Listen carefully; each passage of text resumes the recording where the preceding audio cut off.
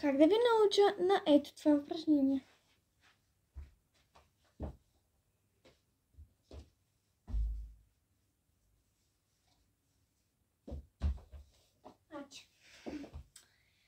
Трудно е, но се изисква доста баланс и доста...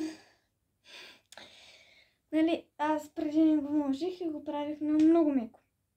Значи, първото упражнение сложно почва, обаче нататък става лесно. Първото нещо, което трябва да се научите, трябва да стоите на глава. Тоест, трябва да направите ето това.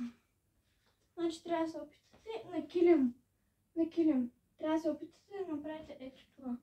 Не знам дали тук е така направо. Така и с единия крак отпускате нагоре. И отпускате и го вдигате нагоре. Така. Другия крак. Сега. Следващото упражнение.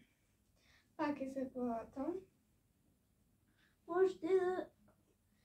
Значи, правите ето това упражнение. Не знам дали много ще се вижда. Ще го сложа долу. Защото трябва да се вижда.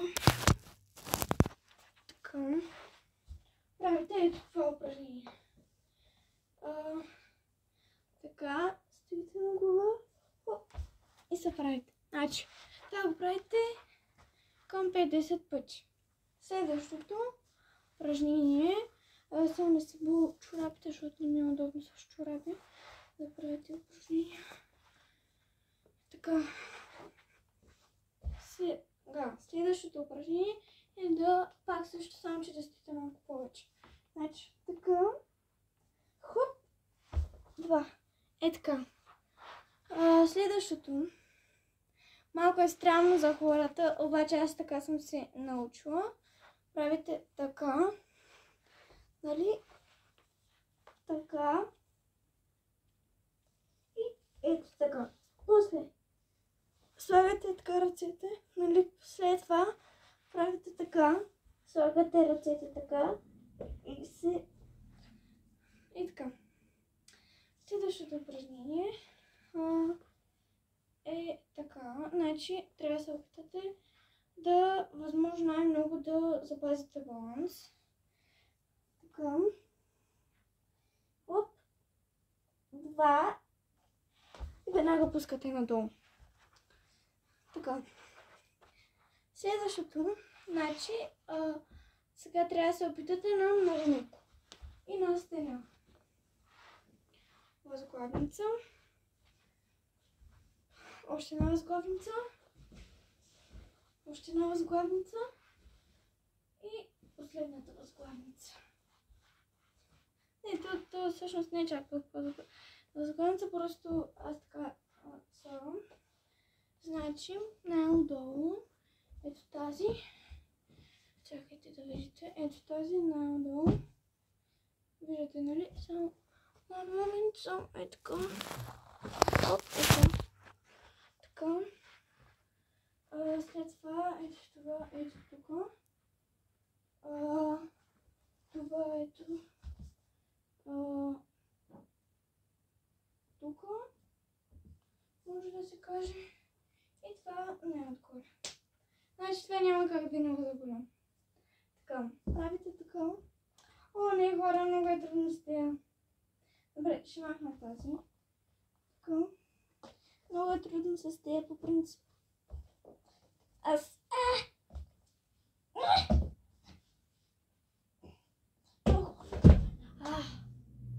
Хора, не мога да се засиля от тези възглавници. Много хубаво да се засиля. Чакай, че ще го допра повече. Така. Хора,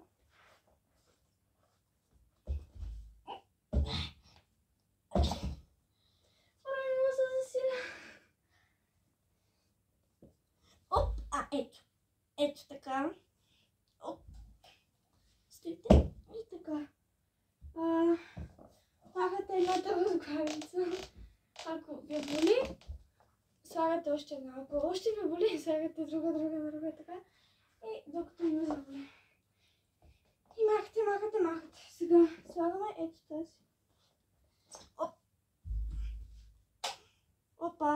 разкъсих си лампата без да исках. Хора, с как си разкъсих лампата. Много яко. Махайте другата възглавница. След това остава една възглавница и правите ето така. С жълтите, точно не боли. Можете да направите така, така и много други различни. После правите без възглавница и така. После правите различни упражнения. Така. И сме готови. Това го правите всеки ден. Ако не се получава, това означава, че това упражнение трябва да се прави доста време и по-професионален, не като мен. Значи аз съм си го направила. Така. После, като направите това упражнение, можете да направите ето това. Аз още ме боли, нали сега главата ме боли, но иначе ако мога, значи ще се опитам да го направя. Значи, слагате си главата така, нали ето тук, оп, ай! И това е. И сте готови. Като цяло. И после можете даже да се научите, нали правите така. Оп. И правите така. Та-дам! Та-дам! Аз пробвам. И после оп. Се правите. След това на стената или нещо друго можете да направите ето това. Сега, мен много ме боли главата и заради това слагам една възглавница. Защото преди малко ме видяхте какво правя и много ме заболя. Трябва да свикне човек. Можете и да направите ето това, което аз също се уча. Правите така, така и се навдигате. Ето така и се навдигате. Обаче много боли. Не боли ми, много се изисква мускули.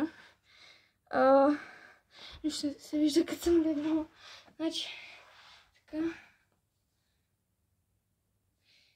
Малко съм напреднала с ръцете. Извинете, че е на коне, но просто мога да го правя. И към. Нужно, за да постигнете този резултат, трябва много тренировки. Значи така. Хора, аз в принцип доста тренирам и заради това съм такава. Мога даже и така. Оп. Оп. Оп. То не е чак толкова трудно. Да, мале, вече съм изморена. Не, че съм изморена, но плътна съм вече. Нужно е доста баланс.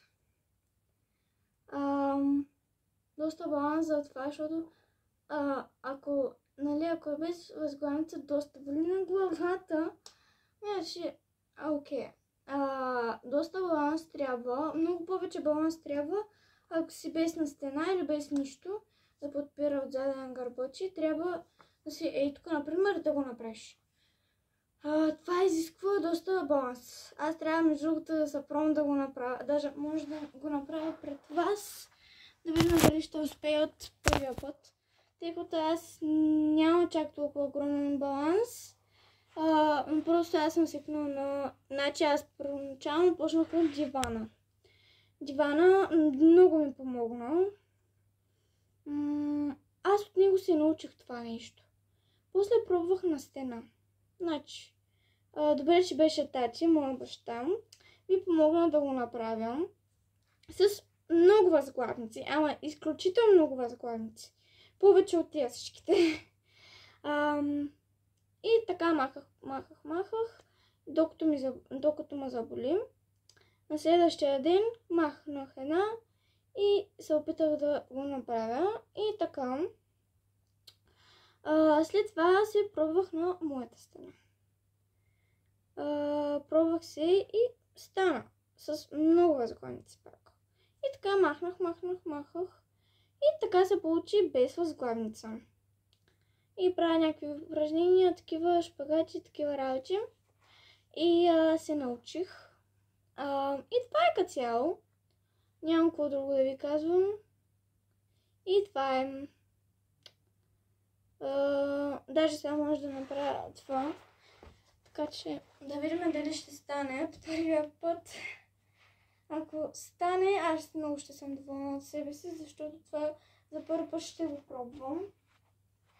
Обаче според мен няма да стане първия път, защото аз нямам чак толкова огромен баланс. Но ще се пробвам. Да видим дали ще стане. Значи така. Искам да го направя така. Ето така. Така. Ой! Ох, майко! Не стана от първия път. Значи се изисква се доста упражнения за моя баланс. Значи, моя баланс е доста труден да постигна това нещо, тъй като аз не съм чак толкова добра. Аз сама го правя в това нещо. И това е. Чао, защото няма да мога да го спратя това видео. И това е като цяло. Не е чак толкова трудно. Но за мен си беше доста. Значи това ми стигаше 2-3 години да го направя. И шпагата беше някъде към 3-4 месеца. 3-4 месеца. И го направих. Просто се изисква доста упражнения. Доста тренировки се изисква, за да го постигна. И ето постигнах го с помощта на дивана и на Тати. Определен на Тати. Той ме научи на шпагата и на мост. На двата шпагата и на мост. Сега и въртележката пък аз циганско колело. Се опитвам да го направя. И той ме учи. Брат ми го може и той ме учи. От време на време той ме учи. И доста изисквания се иска. Защото мен много ме е страх да правя циганско колело. Защо? Един път, като бях малка, сега хора, много ми ще стане гадно. Един път, като бях малка, направих колелото, обаче паднах много жестоко. Има даже между другото, имам белег. Тук някъде беше. Ето го, белега. Не знам дали ще го видиш, ето и тук. Белег. Паднах много жестоко. Добре, че бях на тревата. Направих упражнението и само като паднах по глава, като се ударих това на едно твърдо нещо. И в момента много ме е страх, защото аз много жестоко се ударих. Тече ми кръв, отидохме на лекар и това стана ужасно. И това е, хора, от мен. Ако не стане, не мога повече да ви помогна. Опитайте се да го правите всеки ден. И така ще стане както с шпагата. И така. Чао! Абонирайте се, ударете чана и спокойте този лайк. И чао от мен!